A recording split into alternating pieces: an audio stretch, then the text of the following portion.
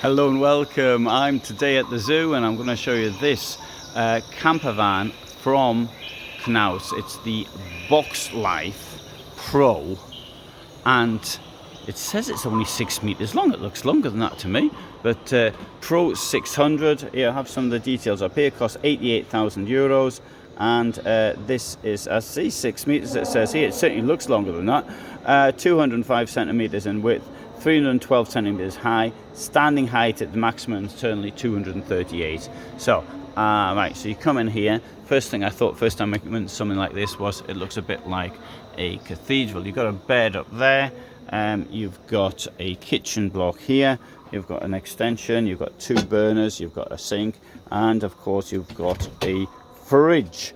Got some storage below, and you've got a tiny wardrobe there. You've got this storage at the back, and quite high. On my right here we have the toilet. Now Knaus Tabbert has introduced a sliding in and out toilet, which I'm not even going to demonstrate. No, I'm not even going to try because I have the fear. It's not going to work. The problem with sliding toilets is sometimes they don't work, and you don't want to find out it's not working when you're really desperate to get in. In the Malibu, I've not heard of any problems, but in the Pilot range, including Frankia, there's, I would say, 1 time and 2 when I try them, they just don't work. I've got a sink here, rather clever. At least I think it's clever. I don't know. Actually, it might have some function. The point of which has beaten me. But for a 6 meter camper van, you've got a reasonable amount of space in there. Of course, you've got a reasonable amount of space in there because the toilet has been put aside. Now, I do appreciate the risk with the toilet, and also anything with moving parts is likely to break. But then again, it's been kept in a place which is out of reach.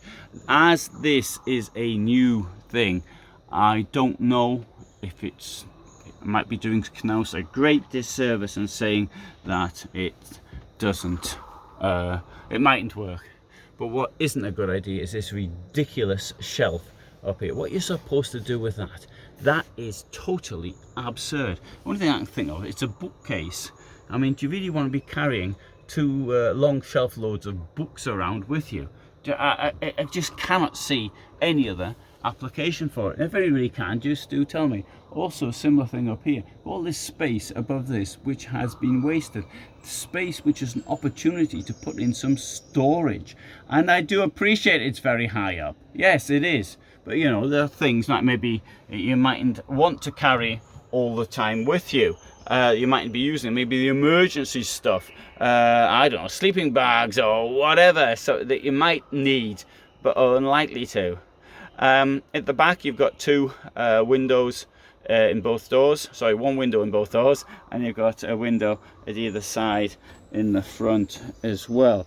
And here we've got storage as well, drawers there, and the table here which can be extended. There's a step there to trip over, but they all Fiat Ducato camper vans have them. Television goes up there. I think you're supposed to watch that in bed because it seems a rather dodgy angle to be watching it from down here.